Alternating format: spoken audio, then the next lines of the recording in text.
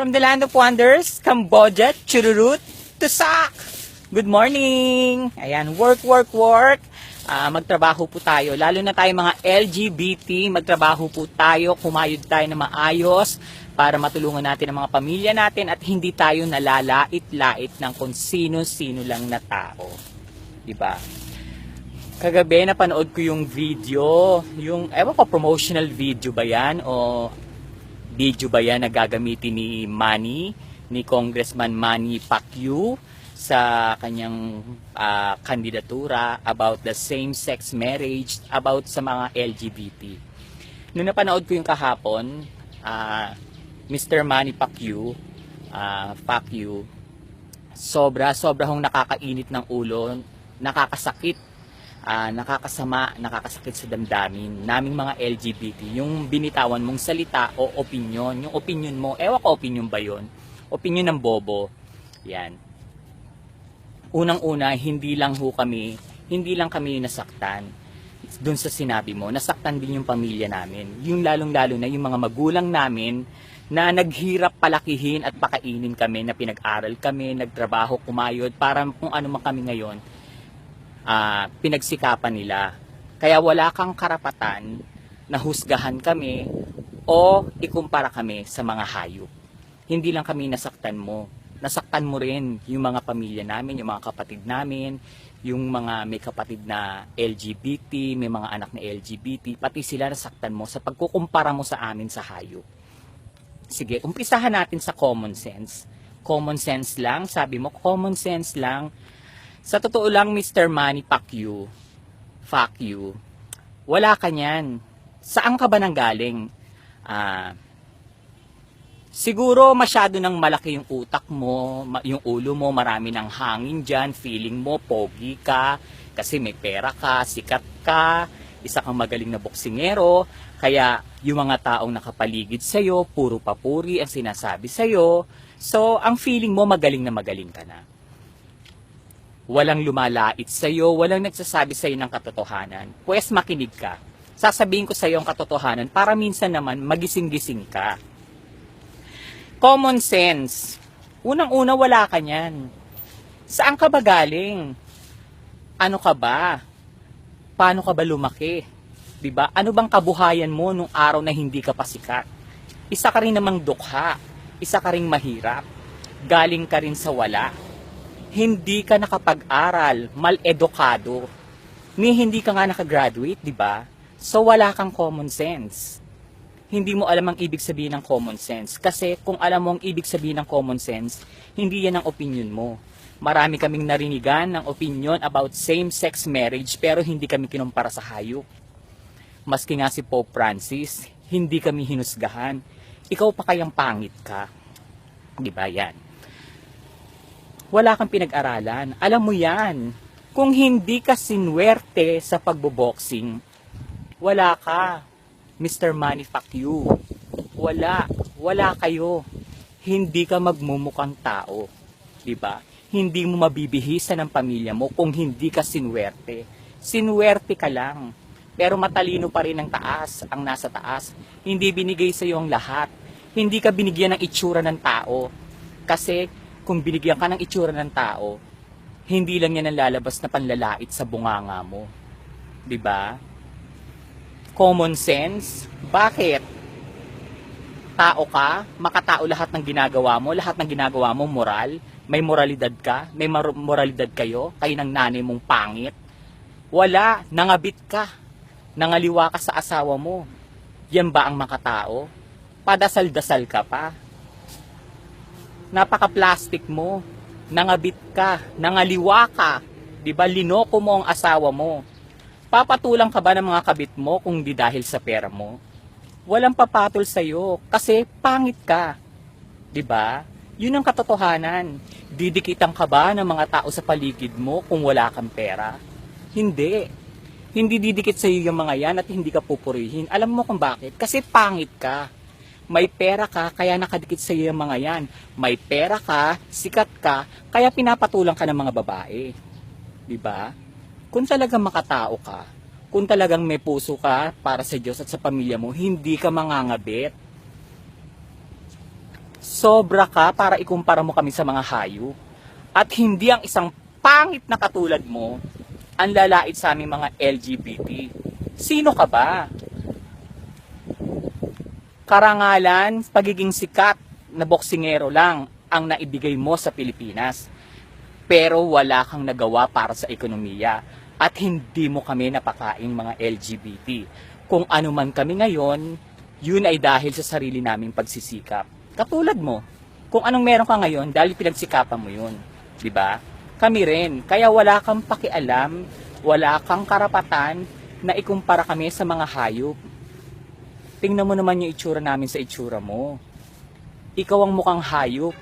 Isa kang unggoy na natutong magboxing.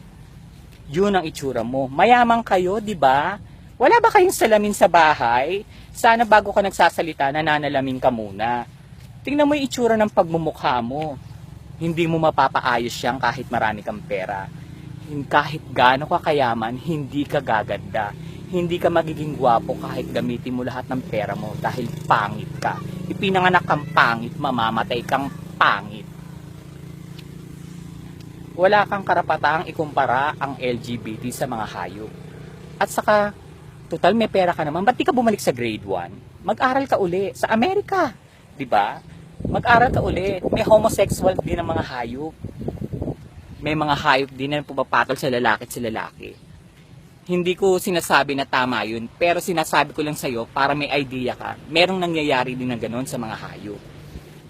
Hayop ka. Akala mo kung sino ka magsalita, akala mo malinis ka. Marumi ka rin. Mabaho din ang tae mo. Kaya wag mo kaming kinukumpara sa hayop. Common sense, wala ka niyan. Ang bobo mo nga eh. Kung may common sense ka, hindi ka tatakbo sa politika. Bakit ka tumakbo sa politika? Sige, 'di ba? Alam mo kasi na magiging mahina ka ring boksingero. Darating ang araw na hindi mo na kayang lumaban. Ayaw mong maubos ang pera mo. Alam mong politika ang pinakamabilis. Isa sa pinakamabilis sa pagkakitaan. Kaya pinasok mo ang politika kahit alam mo sa sarili mo na hindi ka dapat umupo sa Senado o hindi ka dapat maging kongresista o hindi ka dapat maging politician dahil bobo ka. Anong plataforma mo? 'Di ba? Anong nagawa mo? Kung tutuusin, Manny Pacquiao. Ikaw ang dapat tumanaw ng utang na loob sa amin.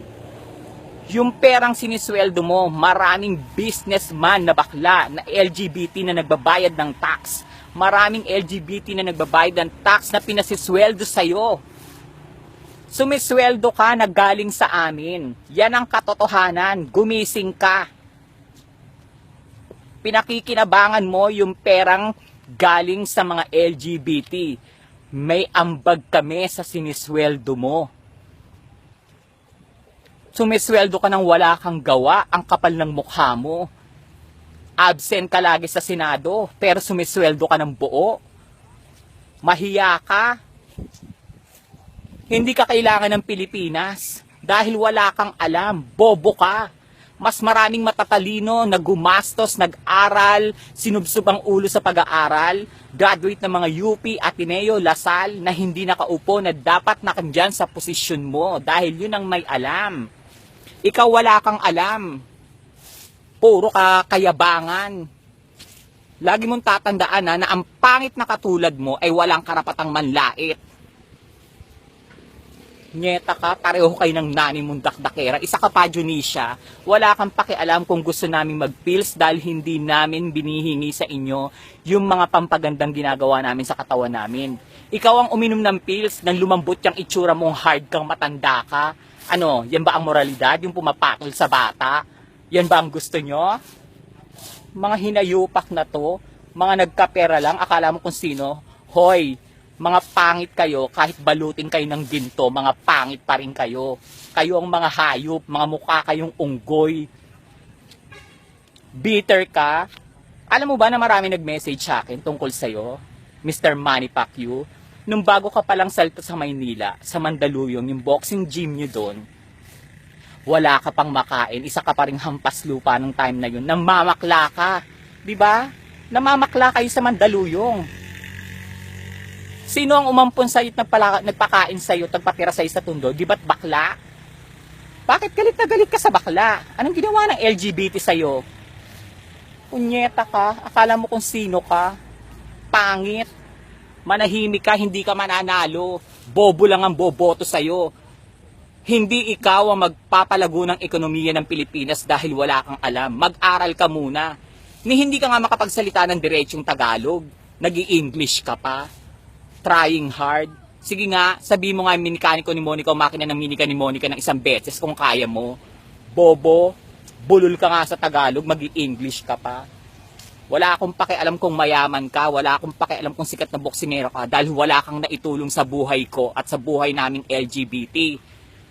Hindi ikaw nagpalamon sa amin para ikumpara mo kami sa hayop.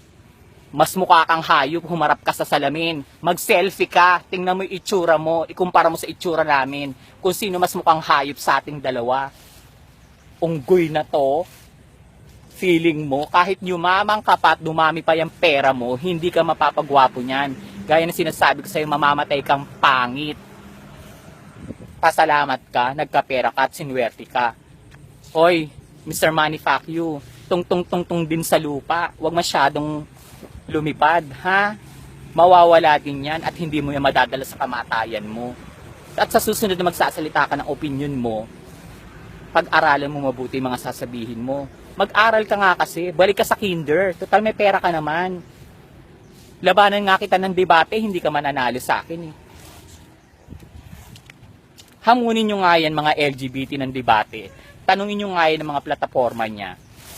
Miss Karen Davila, hinahamon kita na interviewin mo yan kung anong ginawa mo katulad ng pag-interview mo kay Alma Moreno. Tingnan ko kung makasagot yung bobong yan. Pangit na to. Akala mo kung sino ka, nagkapera ka lang. Alam mo ba, Mr. Manny Pacquiao, hinangaan ka namin. Ilang milyong LGBT ang nagdadasal tuwing lumalabang ka. Na sana manalo ka, na sana huwag ka masaktan kasi may pamilya ka. Hinangaan ka namin, inidolo ka namin, pinagmalaki ka namin. Kaya wala kang karapatan na i-judge kami at ikumpara kami sa hayop.